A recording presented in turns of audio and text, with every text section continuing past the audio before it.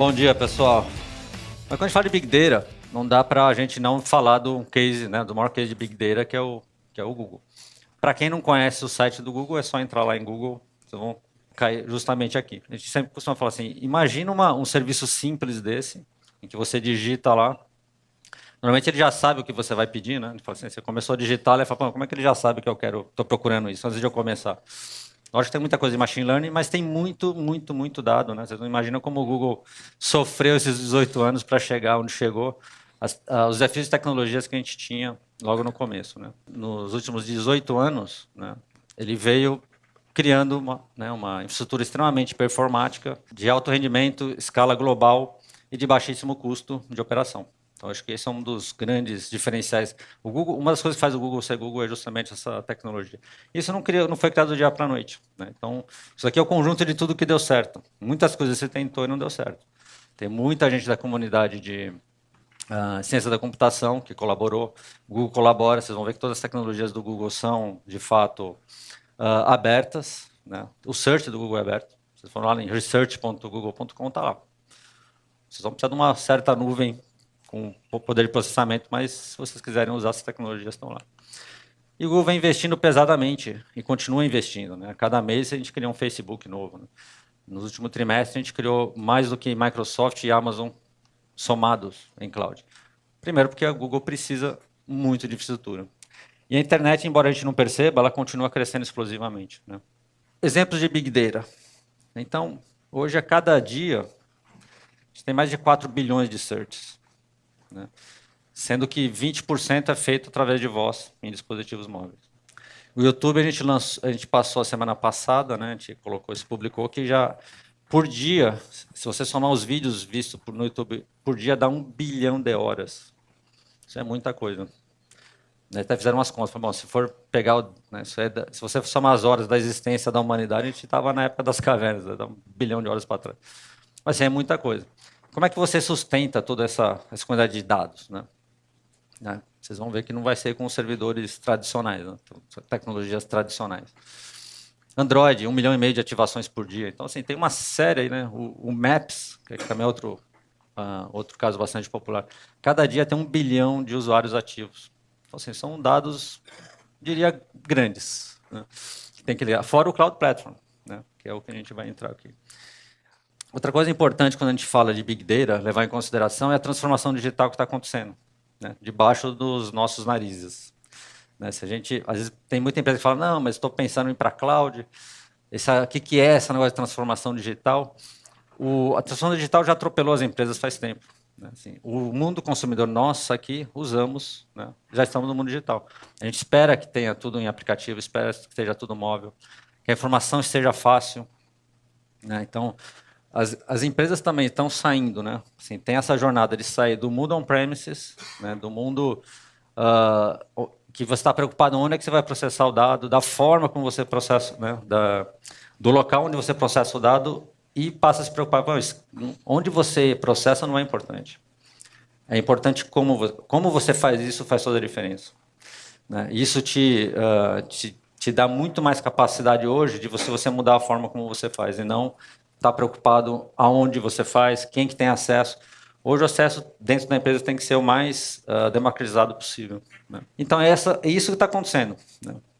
Se você pega lá do começo dos primórdios, né, quando a computação começou a ter acesso e popularização, quando as pessoas começaram a ter contato, né, a maioria das pessoas começou a ter contato com o computador nas empresas, então foram as empresas que começaram a trazer, né, o microcomputador, falaram, pô, esse negócio bacana, gostei, aprendi.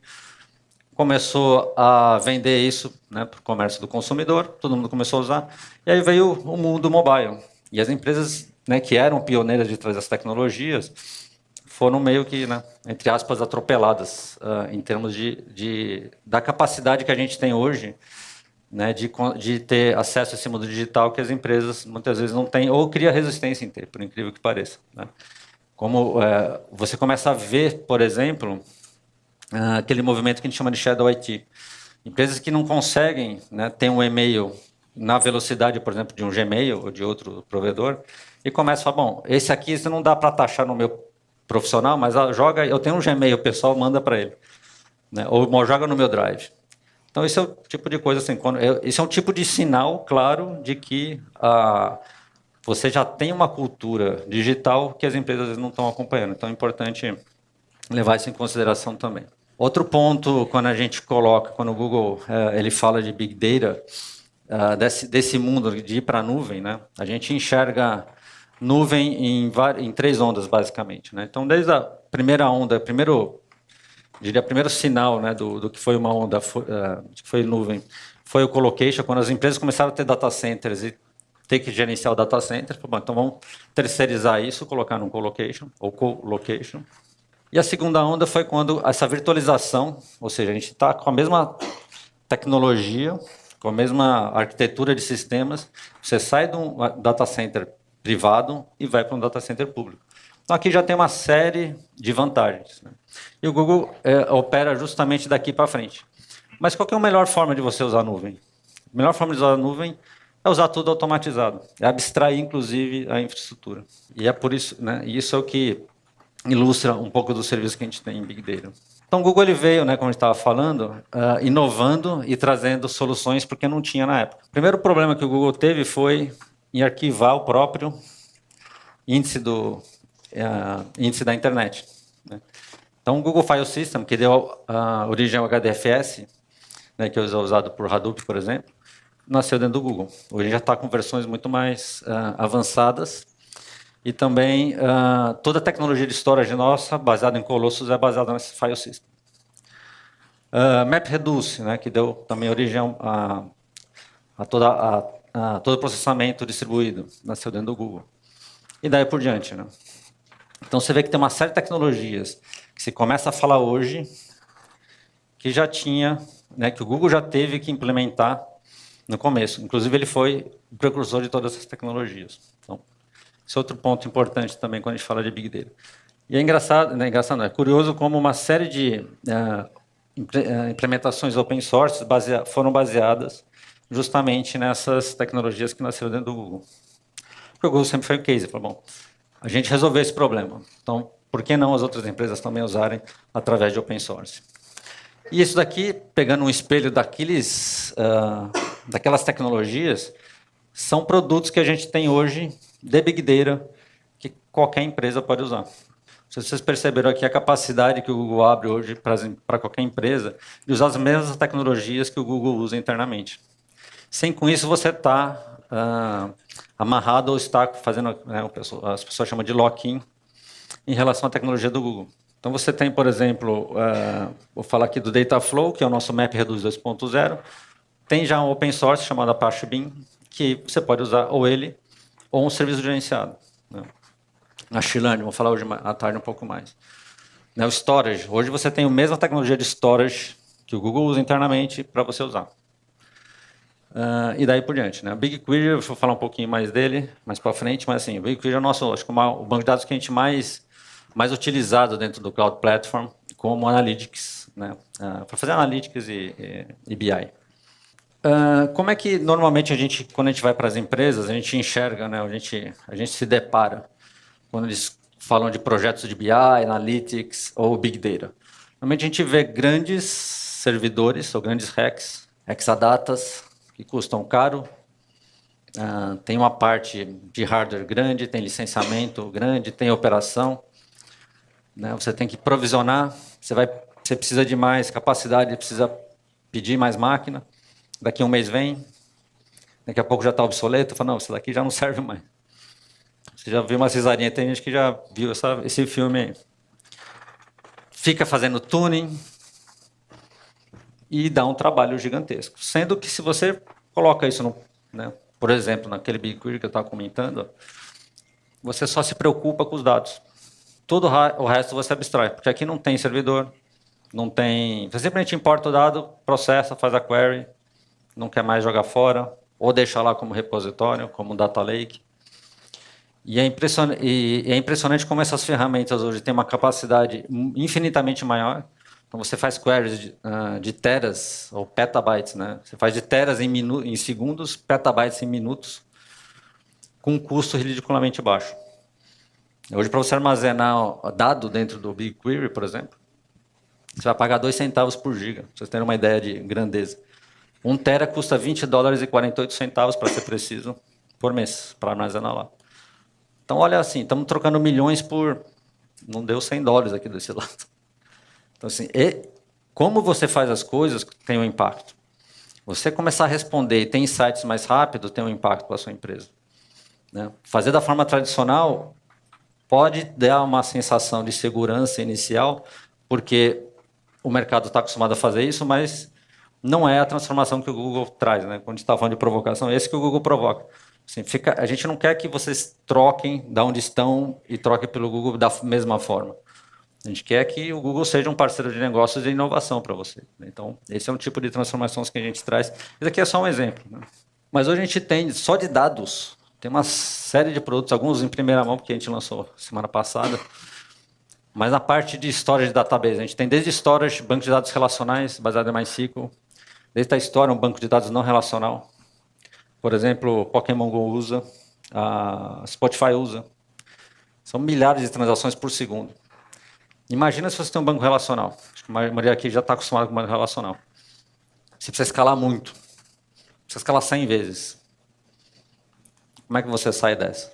Mais disco, mais memória, CPU. Isso vai ter no limite. Quando você pensa em escalar muito rápido, em Big Data, esse tipo de tecnologia ela não escala, às vezes, na velocidade e nem no tamanho que você vai precisar. Então, é bom, né? É isso que a gente fala. É bom você começar a trazer para a mesa arquiteturas, às vezes, em bancos de dados não relacionais, sem perder a capacidade de você fazer query SQL. Né?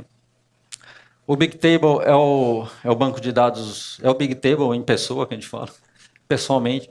É o banco de dados não relacional que o Google criou, que deu origem ao Edgebase, a uma série de outros. Todos os bancos relacionais, a partir daí, nasceram a partir do Big Table, hoje você pode usar. Esse Memory Store aqui é uma in-memory, lançamos agora, está em alpha, e o Cloud Spanner é um banco de dados revolucionário que o Google já usa internamente há muitos anos, mas ele traz tanto o mundo relacional quanto não relacional na mesma plataforma. Então, assim, ele realmente é fora do... Ele que não tem ninguém um parecido com ele. Na parte de BI Analytics, né? Estamos falando agora do dia a dia de BI Analytics. Então, a gente tem o BigQuery, que eu comentei, que é extremamente poderoso, assim, extremamente barato. Gerenciador de fila. O Dataflow a gente chama também, né? A gente apelida ele de MapReduce 2.0. Ele é a evolução ali do Hadoop. Por quê? Porque ele faz isso de uma forma gerenciada, mais rápido, extremamente barato. Você paga centavos por milhares de transações. E também você faz tanto streaming quanto em batch. Te dá a capacidade de gerenciar, por exemplo, sessões por tempo. Ou seja, você tem uma série de facilidades de usar hoje um serviço gerenciado com mais capacidade, altamente escalável. Não tem conceito de servidor, não tem nada.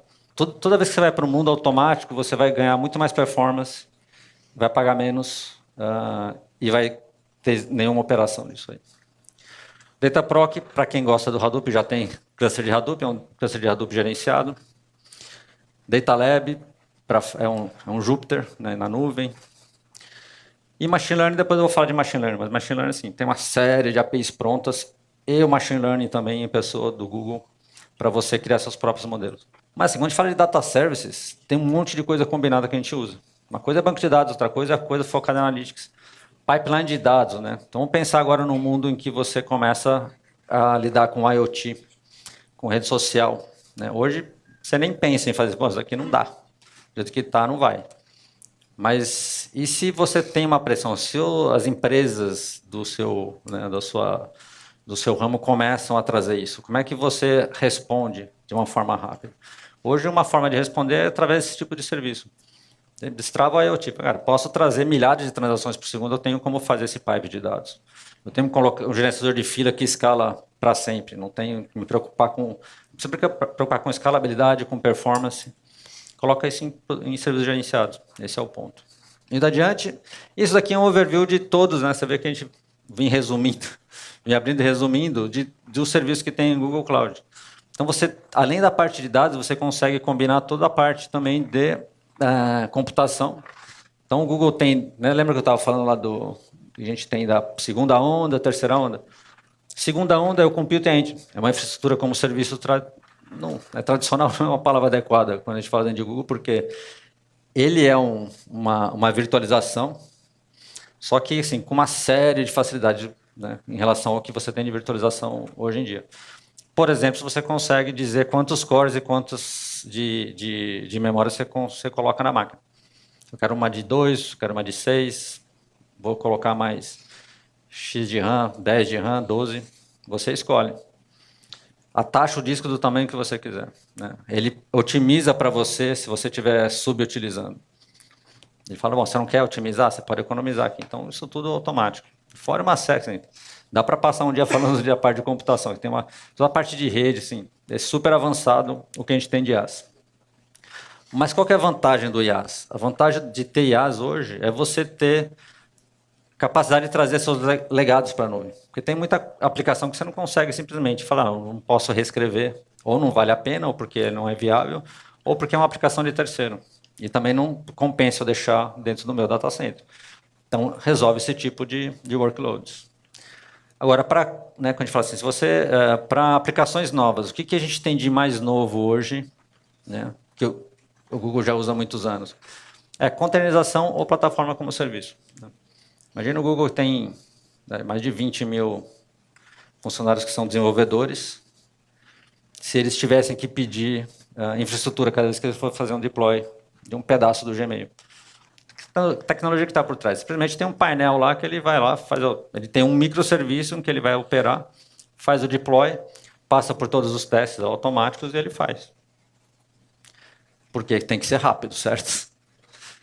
E tem que ser microserviço. Você não pode comprometer todo, né? Não tem aqueles monolíticos que você mexer no negócio e destrui o resto da aplicação. Então, você trabalhar com microserviços é uma boa ideia. Trabalhar com plataforma, microserviços e containerização é uma boa ideia, né, daqui para frente para você trabalhar em nuvem. Né? A gente espera que todas as aplicações novas sejam em nuvem, essa é a grande tendência do mercado de tecnologia. Né? Então, para quem não está familiarizado com containerização, Docker, boa oportunidade de começar a dar uma olhada. O Google já usa há muitos anos, 100% das aplicações do Google são em containers. E essa tecnologia foi aberta. Então, quando nasce uma empresa como a Docker, foi baseada nessa tecnologia. O orquestrador do container ele chama Kubernetes. O Google também abriu como open source. Então, hoje você tem uma plataforma para rodar containers totalmente automatizada. E você tem que é o Container Engine. E o App Engine é uma plataforma totalmente gerenciada, abstrai 100% da camada de infraestrutura para rodar a sua aplicação. Você só sobe o código e nada mais. Simples assim. E a parte de serviços, assim, tem mais de 100 APIs para você usar prontos ali. Sendo que todos os serviços do Google Cloud são baseados em API. A gente fala assim, tem um painel lá que você pode parar a máquina, começar a máquina, abrir qualquer serviço, mas aquilo nada mais é do que uma casca para você disparar as APIs. Você pode fazer tudo por linha de comando também. Inclusive, você pode instalar no seu celular o Google Cloud Platform e operar dali. Você pode abrir, né, para quem é mais técnico, você abre uma sessão de SSH dentro do seu celular. E agora, passando um pouquinho sobre alguns tipos de serviços de Big Data que o Google entrega hoje para vocês. Hadoop é né, dentro do Compute Engine. Né? Então, você já pode, se você quer usar Hadoop, você tem a opção de usar o seu Hadoop e criar seu cluster. Você pode criar um cluster gerenciado para você, Hadoop Spark, né? Para quem já tem esse tipo de workload.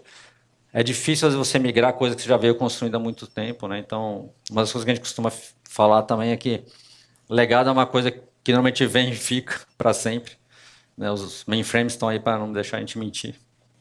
Então, quando a gente fala de plataforma baixa, assim, a gente já tem outras opções aqui.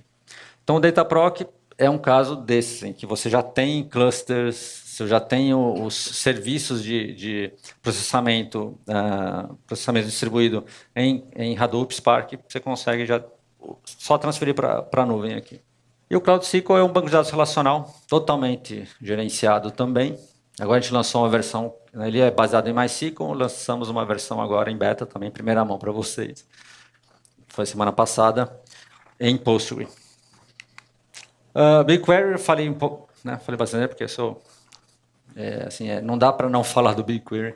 BigQuery, assim, ele é aquele banco de dados que eu falei que assim, você joga, simplesmente pega o seu dataset do jeito que está e importa. Porque assim, um dos desafios que a gente encontra em empresas, inclusive empresas tradicionais, Ele fala, eu demoro 72 horas para rodar uma query.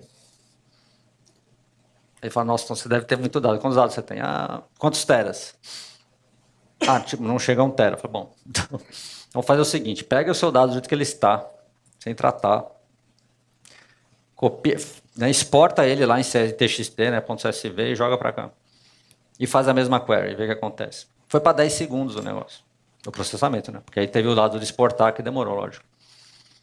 Mas assim, não dá para comparar. Ele falou, mas é isso, cara. O resultado era esse, 10 segundos. Por quê? Porque era uma ferramenta que não é outra tecnologia que está por trás, uma tecnologia de computação distribuída.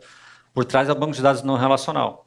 Então ele não sai, não tem um super servidor por trás. Ele tem milhares de CPUs à disposição dele, que ele só usa quando ele precisa. Não precisa mais, desliga. E tudo assim funciona dentro do Google. Então, né, você pode processar, sim, não tem limite aqui. A gente tem clientes que tem mais de 60 petas ali dentro. Vira o Data Lake. O que é bacana dele, além que, né, que eu comentei que são 2 centavos por giga para armazenar, depois de 90 dias, se você não mexer nesse dataset, ele passa para 1 centavo por giga. Ou seja, cada tera custa $10. Então, tem clientes também que falam, bom, deixa o dado aí, não tem que ficar, né, para quem era, né, cliente da Amazon, fala, bota no Glacier, tira do code, bota no Morno, depois importa, processa, agora devolve tudo, porque aqui é caro deixar. Já deixa aqui. Então, isso, ele realmente a gente fala que é um game changer. O Dataflow, né, que a gente estava comentando, é o nosso MapReduce 2.0. Ele também revoluciona essa visão de você ter que processar dados, né, tanto em streaming quanto em batch. Porque o Hadoop, normalmente quando você faz dados distribuídos, normalmente você tem, né, pega o baldinho do lado para o outro. Mais rápido que seja, ele não é tanto real-time. Quando você pega isso em streaming, você pode ter uma aplicação real-time. Se você tem um IoT lá, uma fábrica, sinalizando alguma coisa, você pode ter uma resposta rápida.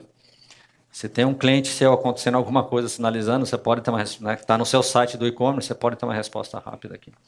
Só que você precisa ter capacidade de processamento. E essa capacidade pode variar ao longo do dia. Você pode ter, durante o dia, centenas, né, de milhares de transações por segundo e depois não precisa dela. Então, você vai pagar exatamente por transação aqui. Então, o Dataflow, assim, para criar pipelines, né, assim, também você pode implementar via Apache Beam. Se você não quiser mais usar ele, você pode implementar no Apache Beam. Se você pode programar no Apache Beam, jogar para ele, tanto faz. Mas são open source que o próprio Google cria, né, para deixar claro. Vocês vão ver que o Google ele sempre coloca em cloud, em qualquer outra tecnologia, assim, sempre dá preferência para open source. Só que muitas vezes tem tecnologias que não tem open source. O Google faz o quê? Ele vai lá e cria. Né, Kubernetes é um caso deles, é um caso típico desse. Né, outro que a gente vai falar à tarde é o TensorFlow. O TensorFlow é nada mais, nada menos do que todo o framework de machine learning do Google. Hoje está em open source.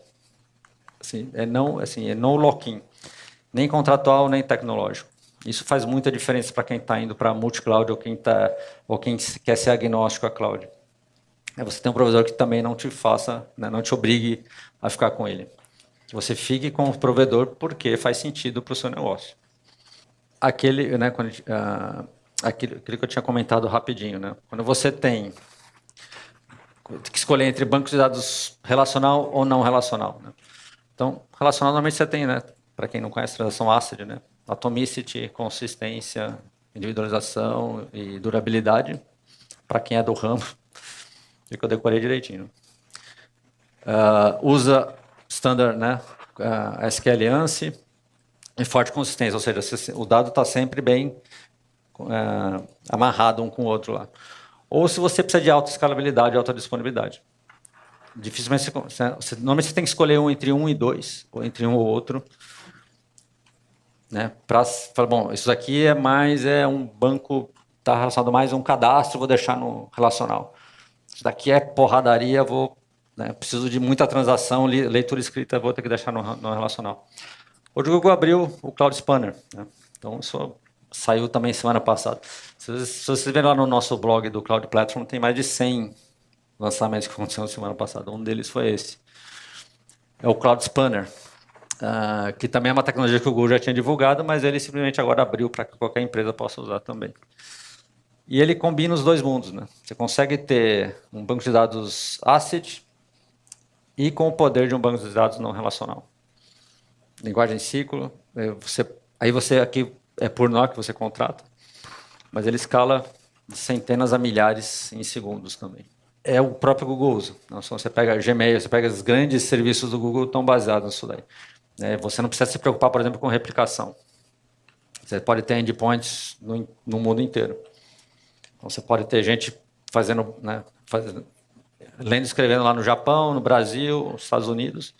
Ele está replicado automaticamente. O Google tem seu próprio relógio atômico para manter tudo sincronizado. Para vocês terem uma ideia do nível que chega o negócio. Hoje, qualquer empresa pode usar. Mas aqui é mais ou menos, né, comparação. Né? Você consegue no Spanner ter tudo, tanto do que da vantagem do tradicional relacional, quanto do não relacional. Isso aqui eu vi que o Marlon já falou, mas ele sempre reforça, né? Estamos com uma expansão global enorme, muito rápida. Brasil incluso, graças a Deus. Cansei de reclamar porque a gente não tinha aqui, mas esse ano o Google fez um commitment, teve um compromisso público que vai estar esse ano aqui no Brasil. Então, aguardem novidades muito em breve, de a gente poder abrir isso. Normalmente o Google abre primeiro em beta, depois ele entra em produção. Só a mensagem dos patrocinadores finais aqui que você consegue rodar, você hoje tem a capacidade de rodar a sua aplicação na mesma infraestrutura que o Google roda dele.